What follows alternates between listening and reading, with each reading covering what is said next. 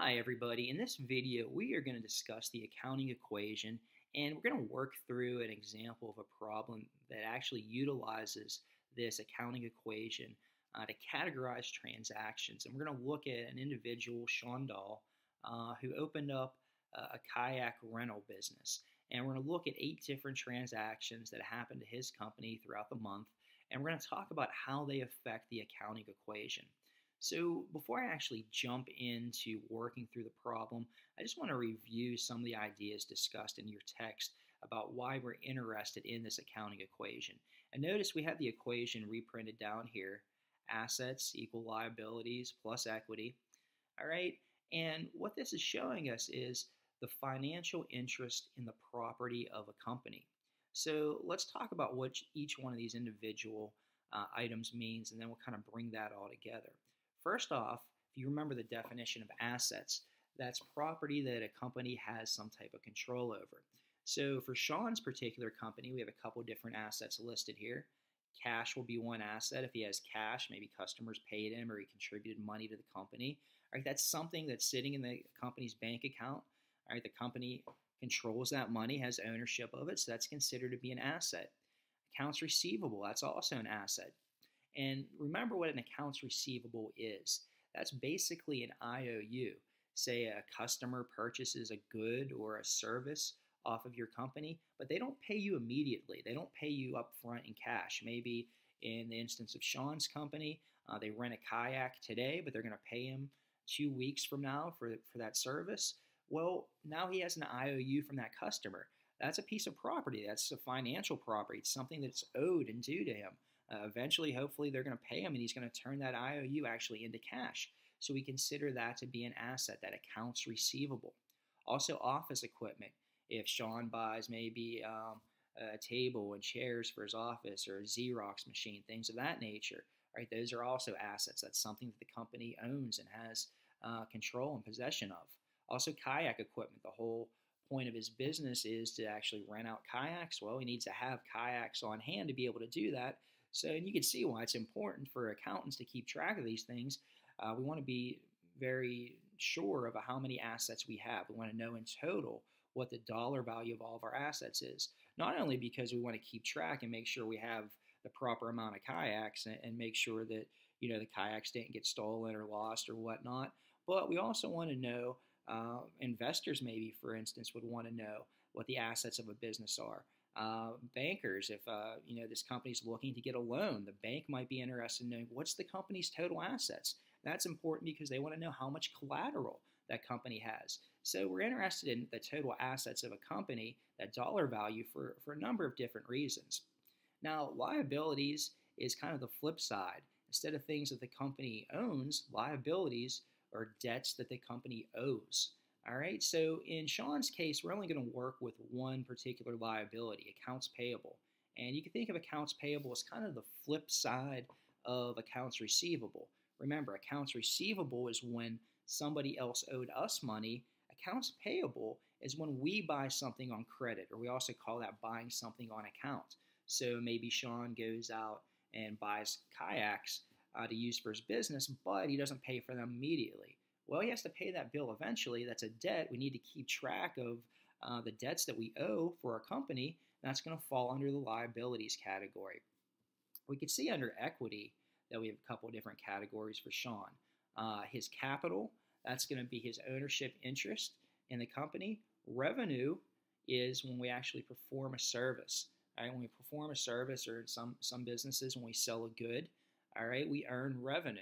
That's what we're in business for, right? We want to try to get money coming in the door. We're also going to see with revenue, though, some people get tripped up on this.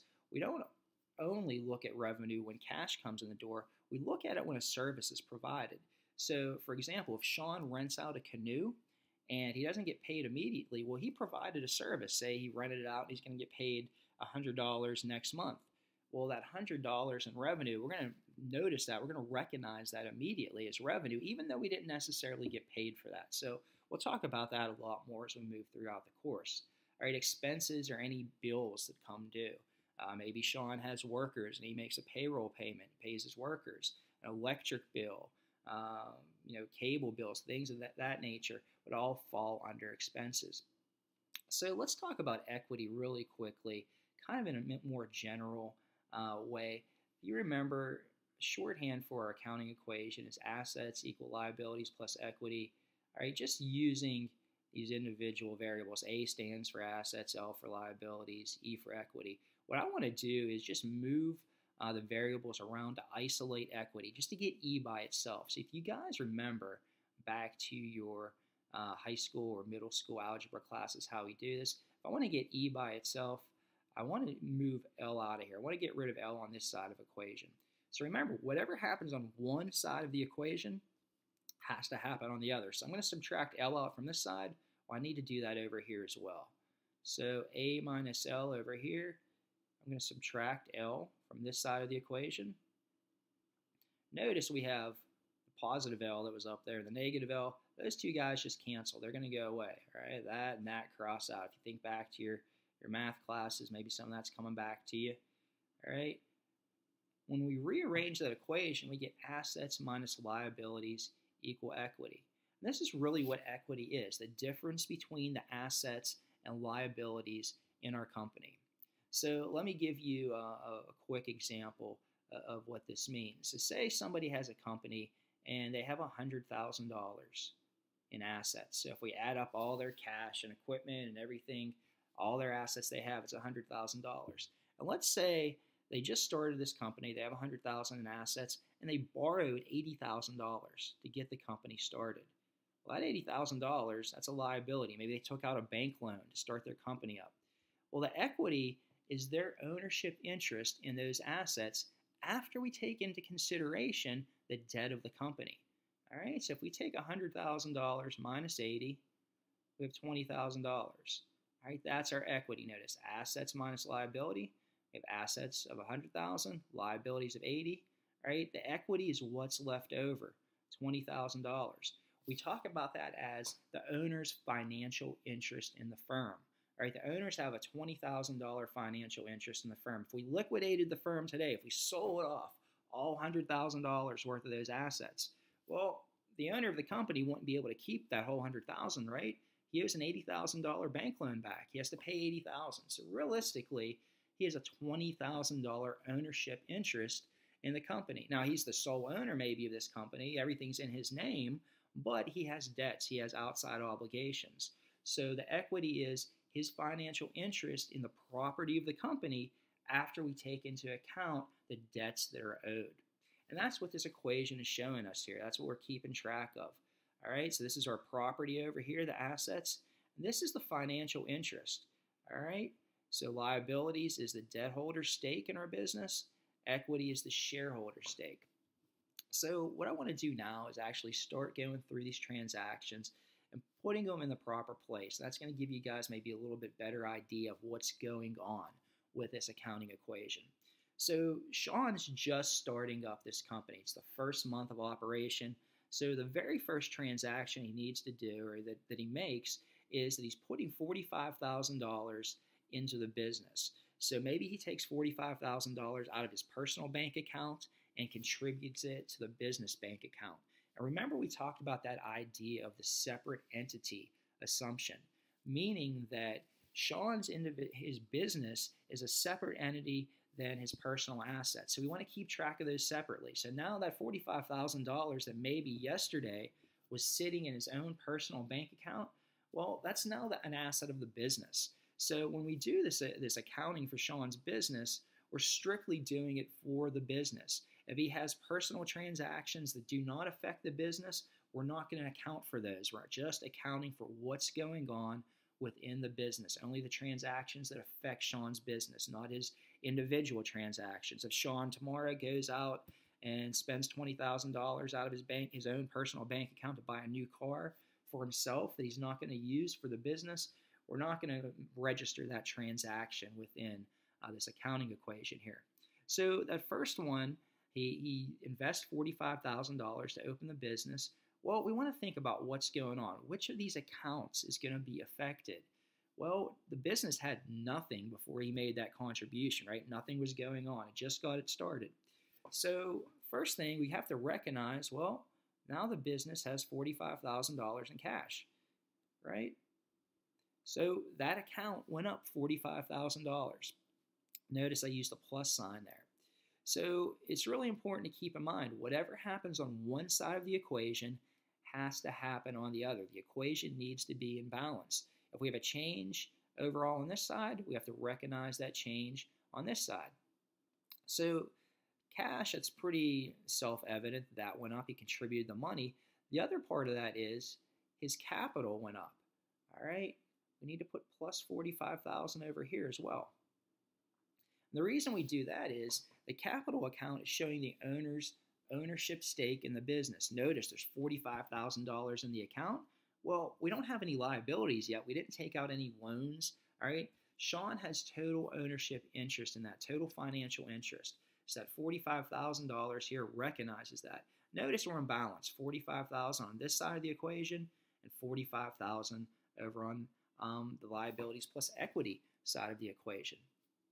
So the second transaction is, well, Sean has money in the bank now. He wants to go out and actually buy kayaks and canoes. He needs that equipment to actually run his business, right? That's what he's going to do, rent these kayaks and canoes out to customers. So he needs to have that asset. Well, think of what's going on there. He has $45,000 in the bank, but he just spent $12,700. He paid in cash, all right? So we need to recognize we have less cash now. So we subtract at this point. You can see what we're doing here. We're keeping track of the total cash of the business. We had $45,000 initially when he contributed it. All right, now we spent $12,700. The other side of that transaction is that we have more equipment, right? We want to keep track of that. And basically, we just traded one asset for another. We traded cash for equipment. So our cash went down by $12,700, but our equipment went up by an equal amount. And notice both sides of the equation are still in balance, right? There's a zero net change here. Cash went down, but equipment went up. So there's no change overall in assets. Our assets are exactly the same. We just traded one asset for another, so nothing needs to change on this side of the equation. All right, our third transaction, Sean pays rent. Maybe he has a little building that he operates his business out of. He pays $1,050 a month for that. Well, need to keep track of that. Notice we're paying cash for that, so minus $1,050. And this is going to be our very first expense. All right, so we come over here, recognize the fact that now we have $1,050 in expense. And notice revenue and expenses fall under equity. Now our equity is going to be reduced. That makes sense. We have less assets. We have less property that we own. We need to reflect the fact that now we have less of a financial interest in the company. All right, so we're going to see revenues, expenses, capital, they all work together within equity. All right, so next transaction, number 4, purchased more kayak and canoe equipment, but this time we did it on credit. All right, so sometimes you'll hear transactions like this put in the terms that we purchased something on credit. Also, you might hear it termed as we purchased something on account. All right, we use those words interchangeably, basically to mean that we bought something, but we didn't pay for it up front. We also use that when customers buy something from us and they don't pay for it up front. They paid for it on account, or they purchased it on account or through credit. All right, so, well, we know it's $3,800. Our kayak equipment went up by $3,800. All right, notice cash wasn't affected. We made these other purchases here. Our cash went down. Well, we haven't paid for anything yet. We're going to pay for it later on. So notice this is our first liability. This is a debt. We're going to pay it back later. All right, so we need to keep track of that over here. And again, whatever happened on one side of the equation happens on the other. All right, our assets went up by $3,800. Also, the liabilities went up by $3,800. So we had a change in the property of the business. It went up, but it was the liabilities in this case, not the equity that went up, because basically we borrowed to get that asset, right? We purchased that asset on credit. All right, so transaction number 5, Sean's really happy. This is the first time he actually made some revenue. So he rented out some kayaks and he received $3,900 in cash for that rental. All right, so we recognize the fact that cash is coming into the business. We're keeping track of that. It went up by $3,900. And we're also recognizing the fact we earned some revenue. So that's a good thing for Sean's business. Notice that affects the equity side, all right? Capital, revenue, expenses all fall under equity. Again, our equation remains in balance. Plus $3,900 on this side of the equation, plus 39 over here. All right, so now we have a situation. Sean again rents out canoes to customers, but it's done on account. So the customers rent the canoes from Sean, but they don't pay him immediately. They're going to pay him maybe next week. Well, that's a debt that's due to Sean. Notice we're not going to hit cash yet because we didn't receive any cash. We're only going to recognize cash when cash is coming in or out of our business. Well, this is going to be the first time we use that accounts receivable. Remember, the accounts receivable means that somebody owes us money. The customer rented kayaks off of us. They owe us money. Now, this is going to actually affect revenue as well, like our last transaction did. All right, and this is what I was getting at earlier. We can earn revenue without actually having cash coming into the business. We earn revenue when we actually perform that service. We rented the kayaks out today. We're not going to get paid maybe for a couple weeks, but we consider that revenue to be earned today. So that's why that's going up by $1,200. Transaction number 7, kind of similar to some of the prior transactions. We purchased office equipment, so that's going to be a difference. We haven't used that column as yet for $125 in cash. All right, so we can see our cash is going down. We're spending money, so our company has ownership and control of less money. We're giving it to Staples or wherever we went to go and buy this office equipment. So cash went down by $125. Office equipment, though, now we got a new chair or a new table or something, went up by $125. We're keeping track of that. Notice our assets overall aren't changed. One asset goes down, one goes up. All right, we net those out, 0 change to assets. So notice we didn't have to make any changes on this side. The total value of our property for our company hasn't changed right now. All right, the last one we're going to look at, we received $800 in cash from credit clients. So when we say credit clients, what we're talking about is those folks before that rented our kayaks but didn't pay us. All right, remember transaction number 4 that, or actually, I'm sorry, remember transaction number 6 here. We rented our kayaks for $1,200 to customers. They didn't pay us immediately. All right, well, now we're getting part of that bill paid to us, right? So they didn't pay us back everything they owed us, but they paid us $800. So we actually received that cash from those clients that owed us money. So we got cash coming in the door plus $800. Notice what's going on. That accounts receivable went down. All right, and keep in mind what that's telling us. That's keeping track of how much money is owed to us. Well, before we got paid, we were owed $1,200. Now we got $800 in the door. Well, basically, we're only owed $400 at this point. So that accounts receivable column's keeping track of the money that's due to our business. So we categorized all the transactions. Last thing we want to do is just add up all of our columns. For cash, for example, we're going to go through and add up each one of the individual entries that we made. Notice if it's a plus, we add it basically. If it's a minus, we just subtract it from the total. So I take $45,000 minus $12,700 minus $1,050 plus $3,900 minus $125 plus $800, and I get in total for that $35,825. We just talked about the accounts receivable. We were due to be paid $1,200. Well, we received $800 of that. The difference is $400 that's still owed to us, $1,200 minus $800. All right, notice some of these columns only have one entry, so that makes it easy. Just bring the 125 down over here. When we add up these two figures, we get $16,500. All right, accounts payable is just $3,800. Capital is $45,000. Our revenue is $5,100. And our expenses are negative $1,050. And remember, the last thing we want to do is just to make sure actual account balance, the accounting equation balances. And one last thing I want to note, put a line under each of these when you add it up. A line under something in accounting just means that we added up to get to it, right? So this 35,825 just is the addition of all these. That line symbolizes we add up all those to get to that figure. All right, so I just want to make sure my account balances. Well, what I want to do is figure out what is the total balance of all my assets. So add up 35,825 plus 400 plus 125 plus my 16,500. Adding those up all together, I get 52,850.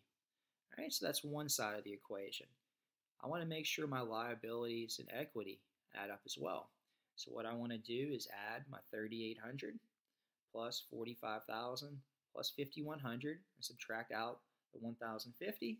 When I do that, I get 52,850 as well. So that's a good thing. Both sides equal. All right, when we have equality in accounting, we use the double underline.